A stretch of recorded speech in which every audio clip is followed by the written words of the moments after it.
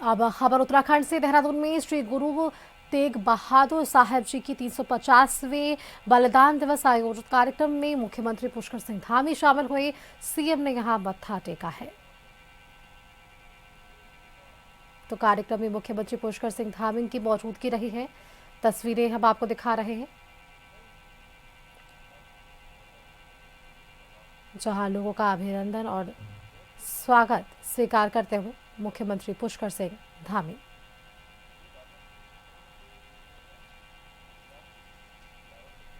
श्री गुरु साहब के 350वीं बलिदान दिवस के अवसर पर सीएम धामी की मौजूदगी है। देहरादून से तस्वीरें हैं। श्री गुरु तेग बहादुर की 350वीं शहादत दिवस बलिदान दिवस जिसे याद किया गया, और इस कार्यक्रम में हजारों लोगों की मौजूदगी रही है, जहां सीएम भी शामिल हुए हैं। देहरादून में राज्य कर विभाग की ओर से आयोजित बिल लाओ इनाम पाओ योजना के तहत मेगा लकी ड्रॉ के विजेताओं को पुरस्कार से वितरित किया गया है। सीएम धामी कार्यक्रम में शामिल हुए हैं। एक सशक्त माध्यम बन चुकी है, वही उपभोक्ता एवं व्यापारी वर्ग के बीच साझेदारी साझा करने का प्रतीक बनकर भी उभरी है, क्योंकि इस योजना के माध्यम से उपभोक्ताओं में जागरूकता बढ़ने के साथ ही व्यापारी भाइयों को भी इससे सहूलियत हुई है, उनको भी आसानी हुई है। भाइयों बहनों, हम अगर किसी भी देश की बात करते हैं तो और उसमें से विकास की बात जब भी आती है तो उसमें व्यापारी वर्ग का जो योगदान है वो अत्यंत महत्वपूर्ण होता है, और बिना व्यापारी वर्ग के योगदान के आज हमारा राष्ट्र विश्व की जो आज हम चौथी सबसे बड़ी अर्थव्यवस्था बन गए हैं। और ब्रिटेन के अभी प्रधानमंत्री जी जब भारत आए थे, अपने साथ एक बड़ा अर्थशास्त्रियों का समूह भी लेकर आए थे, और उन्होंने उसके बाद कहा कि भारत बहुत जल्दी आने वाले 2-3 सालों में विश्व की तीसरी सबसे बड़ी आर्थिक शक्ति बन जाएगा, और इसमें हमारे व्यापारियों का बहुत बड़ा योगदान है।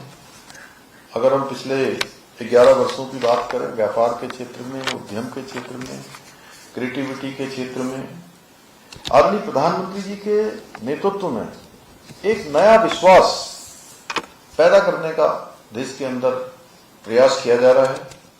और आदरणीय प्रधानमंत्री जी के नेतृत्व वाली डबल इंजन की सरकार में व्यापारियों को प्रोत्साहन, प्रॉफिट और प्रोटेक्शन भी मिला है। हमारी राज्य सरकार भी आदरणीय प्रधानमंत्री जी के नेतृत्व में ईज ऑफ डूइंग बिजनेस और व्यापार सुधार कार्य योजना के माध्यम से राज्य में निवेश और उद्यमिता के लिए अनुकूल वातावरण बनाने का प्रयास कर रही है। भाइयों बहनों, हमने राज्य में राजकोषीय अनुशासन को भी मजबूती से स्थापित किया है। इसी का परिणाम है कि राजकोषीय घाटे को निर्धारित सीमा के भीतर रखने में हम सफल रहे हैं। हमारा सरप्लस बजट आया, और हमारे इसी प्रयास को राष्ट्रीय स्तर पर भी सराहना मिली है। और हाल ही में जारी Arun Jaitley national institute of financial management की रिपोर्ट में उत्तराखंड को देश के सर्वश्रेष्ठ वित्तीय प्रबंधन वाले राज्यों में भी स्थान दिया गया है। इसके साथ ही सतत विकास के लक्ष्यों को प्राप्त करने के राष्ट्रीय सूचकांक में भी उत्तराखंड पूरे देश में शीर्ष स्थान पर, पहले स्थान पर है। इसका मतलब है कि हम केवल आर्थिक मजबूती की दिशा में ही नहीं, बल्कि हम सामाजिक विकास और पर्यावरण संरक्षण के क्षेत्र में भी एक जिम्मेदार राज्य के रूप में आगे बढ़ रहे हैं। भाइयों बहनों, हमारी सरकार ने हमेशा माना है कि राजस्व वृद्धि केवल आंकड़ों का खेल नहीं है, बल्कि एक विश्वास की प्रक्रिया है। जब जनता सरकार पर भरोसा करती है और जनता के साथ पारदर्शी तरीके से सरकार व्यवहार करती है, तो विकास की गति अपने आप कई गुना बढ़ जाती है।